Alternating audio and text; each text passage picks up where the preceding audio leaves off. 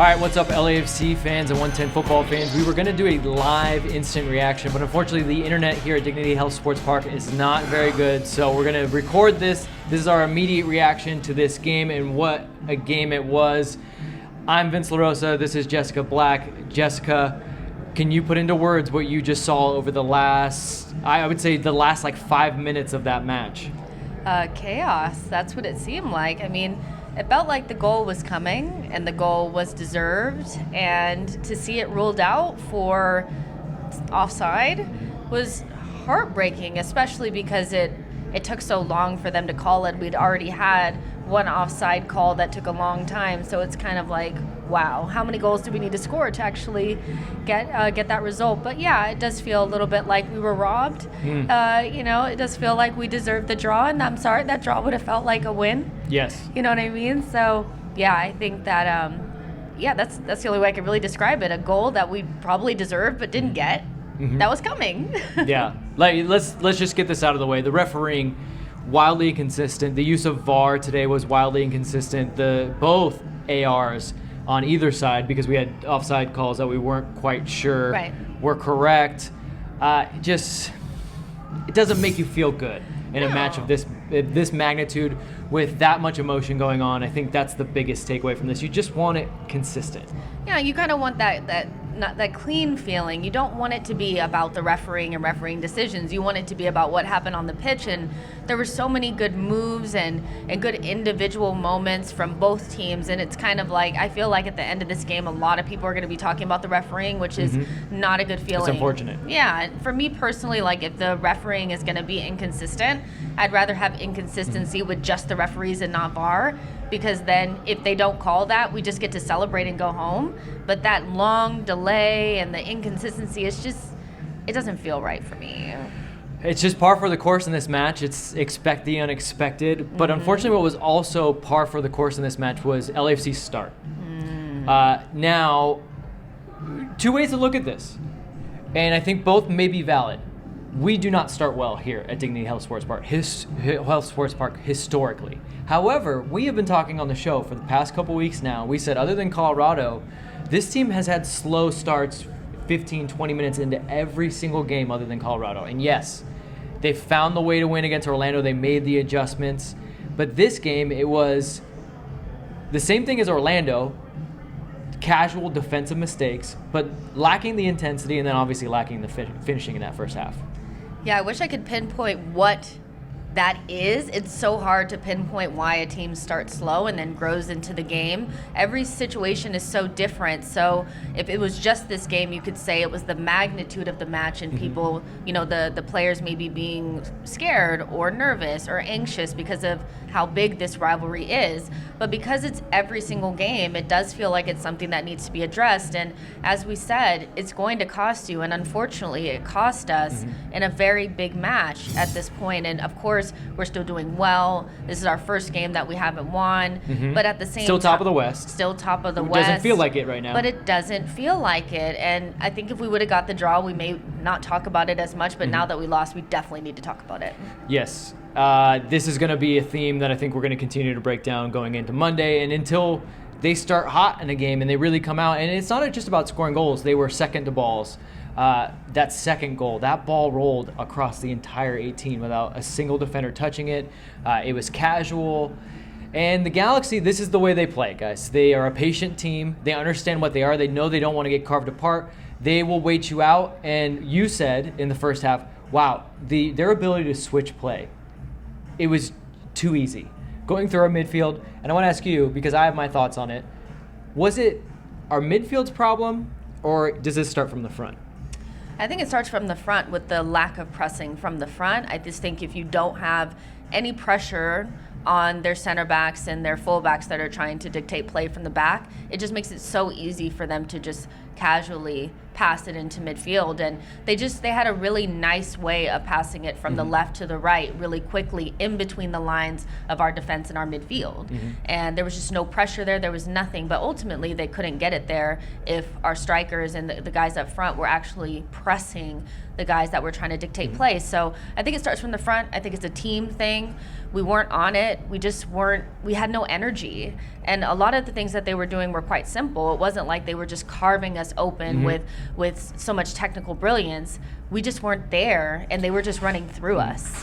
Their ability to look up and play looking ahead, Victor Vasquez's ability that if we didn't have pressure to the ball, he can pick you apart. He just finds space. He's very good at that.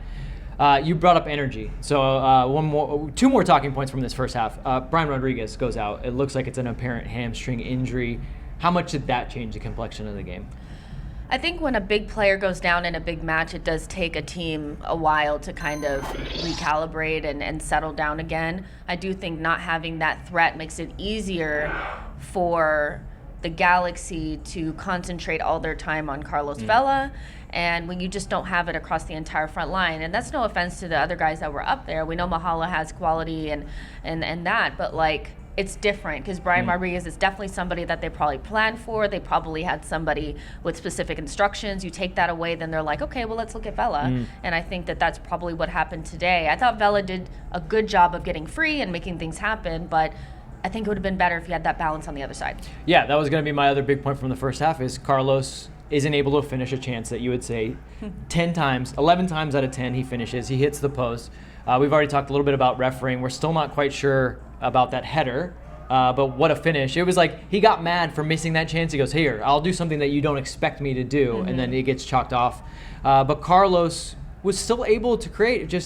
It felt like that kind of day in the first half when he hit the post. Yeah, I mean, he had the chance that he hit off the post. He also had the goal called offside, the header, and then he also had one on the other end that was called for offsides. He put it in the back of the net, but it was close. Like, he could have had 3 goals today, and it was fine margin. So I think by all means he had a good game, but our just lack of intensity in that first half just put us behind. And really the defense, I don't really understand, like, for Chicharito's goal, if anybody you're going to look out for, it's going to be Chicharito. I'm very shocked that he was wide open on that goal. And his movement wasn't that incredible. Special. It was just what he does. Exactly, and there was no pressure on the cross either. So it's just very easy. Yes, when there's no pressure on the cross, and we talked about this a little bit a couple weeks ago, and Mariano Trujillo brings this up a lot. If there's no pressure and a guy's free in the box, you got to nudge him a little bit. You got to at least touch him, let him know you're there, because he was just floating free, and then he was able to finish that.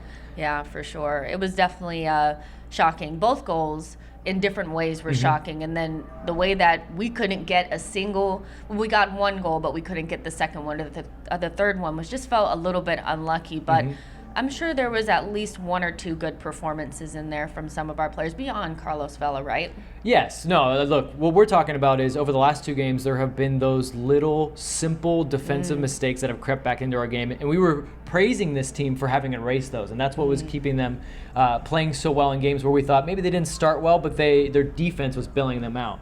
Second half, though, and this is, again, a theme that has been reoccurring, and actually on the good side, Steve Trundle makes the right kind of adjustments. He didn't make any changes right to start the second half, but the adjustment that he made to get his team a little bit farther forward, get on the front foot, and to your point, I think Ishmael Teshouri-Shroudy finally grew into the game because obviously he wasn't expecting to start. Brian goes out. It kind of took him some time to get up to the pace of it. And then Kellen Acosta, who we both agreed was, other than Carlos, probably our best player on the field. Yeah, our left side was very good in that second half because they were the guys that were closest to us, so you could really see what they were doing. And Kellen Acosta was one of, I think, the only guys that were really jumping in front of their opposition and trying to get the ball and not be reactive. He was, being the guy with the impetus, and that's what we kind of needed. And he had some nice crosses, he had some nice shots, he was getting involved in the attack, and him and Teshouri-Shroudy here on the left-hand side, I thought were very good in the second half. Really did deserve something from what they were creating, but what can you do? Yeah, plenty of chances. We both said that at halftime it didn't feel, it was 2-0. Galaxy deserved both their goals, but it didn't feel as far apart. Second half, LAFC really kind of turned up the tempo. They turned up the pressure. They started creating more chances. They just couldn't finish. But finally, I think a point we should touch on is Chicho Arango has finally come alive in ways that we thought he would be as a focal point, a number 9 that's just get in the box, create some havoc, and he was able to create some havoc that led to that first goal.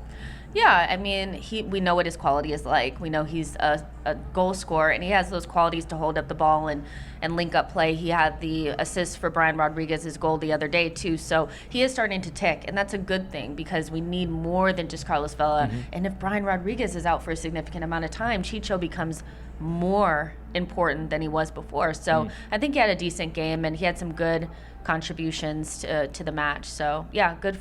It's good for everybody. Yeah. So I think we've touched on pretty much everything. We talked about the controversy right off the top. Again, the draw at the moment, I mean, we all went kind of wild in here. It felt like a win just because of how poorly they played, but for them to turn it back around and then to have it just wrestled from you. Oof. I mean, it's one of those where it's just kind of like, I still feel like we drew the game. Like, I still don't feel like we lost it because it happened so late. And I also don't feel like we played like a team that really deserved to lose, if I'm honest. So, yeah, it feels a little bit like a moment where we need to learn from what we did and really think about why we're starting those games so slowly and try to rebound from this. We don't want it to become something where we turn one loss into 2, into 3 because we're down and out. Just put this behind you and let's move on. We're still a really good team, and I liked some of the things that we saw, but those same old habits came to bite us, so what can you do? Yeah, I think if you're watching this minutes after it's been posted and minutes after you're walking out of the game and feeling just how gutted you are, you're not going to agree with Jessica and I that this is still the best team in the West on points. There's still a lot of good things to take from this match. I think the second half adjustments and the way they played in that second half, and like Jessica said, they deserved a draw there. We all feel very disappointed, but this will be a defining moment in the season, not just because it's a rivalry game, but just because of how it ended. And like you said, cannot let us just start rolling down the hill. This cannot become an avalanche. It can't become the snowball that becomes that big boulder rolling down the hill. So Steve Trundle has his work cut out for him. He's going to have to figure out, like you said, get the mentality back right, remind his guys that once we bring the emotion down, we can look at this game, we can learn from this game. So we're going to get out of here, but we're going to talk a lot more about this on Monday. Monday, 1 p.m. on LAFC's YouTube channel. I wish, maybe one day. On 110 Football's YouTube channel, we'll be doing LAFC 360. That's at 1 p.m. It's a live show on YouTube. It's where your voice gets heard. We want you guys, so get in the comments. Let's all chat it out. Let's talk it out. Jessica, you'll be there. I will be there. Yes, I will be there. Yeah. Who else will be there? Oh, and JR, the scarf, as I break the fourth wall and talk to our producer. But we can do whatever we want. Look, we were going to do this live, and Dignity's internet crapped out on us. But we will see you guys Monday, LAFC 360. We will hash this out a little bit more because we'll have a little bit more time to talk about it.